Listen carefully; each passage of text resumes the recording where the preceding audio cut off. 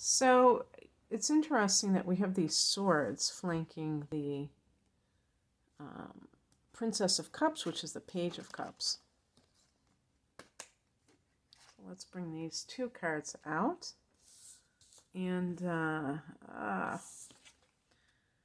so the heart of the matter is the Princess of Cups, which is the Page of Cups. And this is a whimsical deck to begin with, but you can see that, feeding the purple swan or whatever this is supposed to be is, and the sun has blue in it. It's really a card of, it's a water energy. This is actually associated with Pisces. And so there's a fantasy. Pisces always has that fantasy attached to it. And in love, this can be the person who gets duped in love because they are overly trusting or trusting the wrong person. And in this case, you got the Three of Swords in reverse. I'm going to hold it upright just so you can see how it is. And in the upright position, it can be about a lover's triangle, some kind of feeling of heartbreak or rejection, so maybe breaking up with someone. But in the reversed position, you have been able to heal and move on from that. And that opens you up to love once again.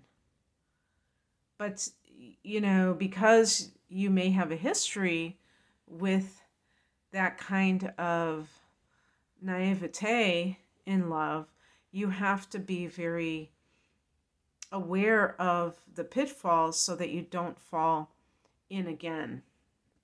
And the higher message or the bigger picture is the Eight of Swords. These are the old tapes that can keep you stuck, that can keep you playing small in life and allowing yourself to get involved with people who don't have your best interests at heart, who are not respecting you in a general sense.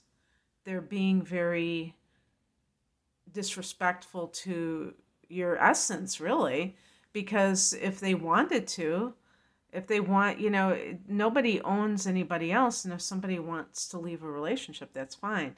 But they don't have to cheat in order to do it. They don't have to deceive. So when that happens, it's almost like they want their cake and eat it, and to eat it too. They're not really someone who is very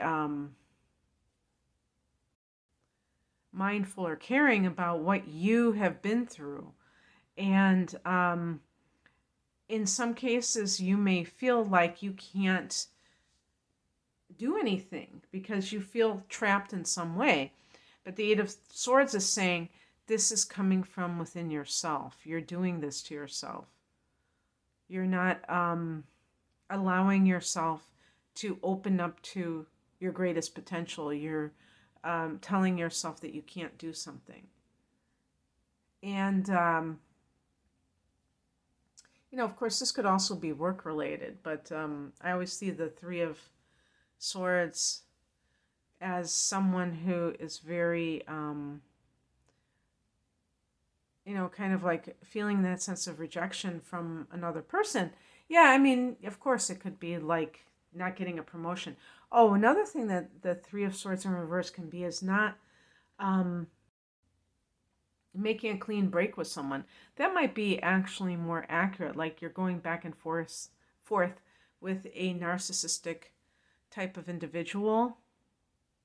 And that type of person, they don't care if you are offended by their behavior. Their whole plan is to keep you in this constant state of confusion. And you may be suffering quite a bit from this person, but you can't fully leave them. You always cave. maybe they throw you a bone, they pay you a compliment, or they just are nice to you once in a while, and that's all it takes. And so the Eight of Swords in that context is like, you can't be that easily, I was going to say easily amused, but easily flattered or whatever. You have to have more sense of your own self-worth so that you can understand that this person is bad news. What crosses you is the Six of Pentacles. So you can see a person who is giving money to somebody with outstretched hands, and that represents somebody who is in need of somebody else's charity. But this is also a card of equal energy exchange. And so this can be the individual who is giving and somebody else is taking from them. It doesn't have to be monetarily, although it could be in a relationship as well. Especially not Pisces, especially a Taurus individual. And if you have Venus in Taurus, you may be the kind of person who believes that money is an important part of a relationship. And if you want to keep a relationship going, you have to pay the piper. And this can be both ways, that the other person has to give nice gifts, or that you may feel that you have to buy someone in order to get them. And I'm exaggerating a little bit, but that kind of tit for tat mentality is not, I don't think that would be beyond the pale for somebody like a Taurus, especially if your Venus is in Taurus. However, it can also be energetically. Money is a unit of energy. So anything that if you're giving of yourself and the other person is with outstretched hands taking, that's a sign that the relationship, it can be characterized as is it exploitative one, where it's not a two-way street. What is coming in is the Moon card. Oh, so interesting, because I think that this is about the lunar eclipse in May in your opposite sign of Scorpio.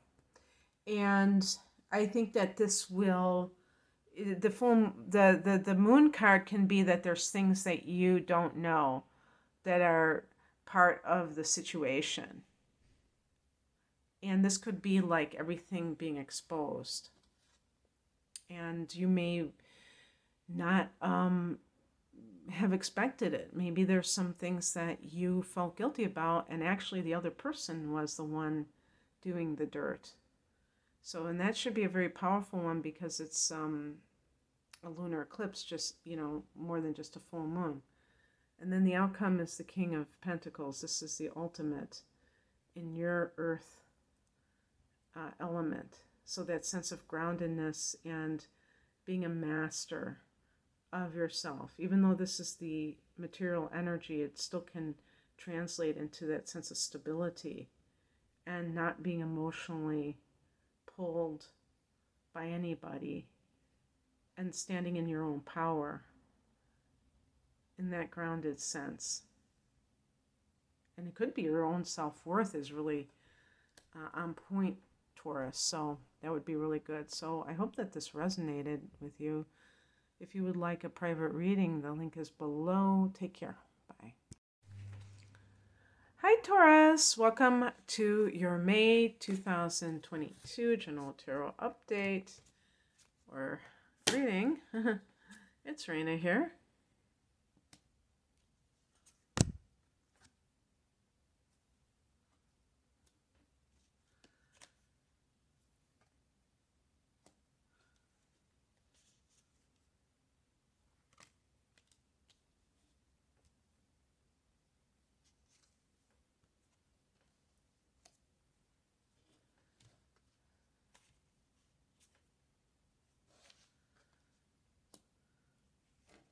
All right.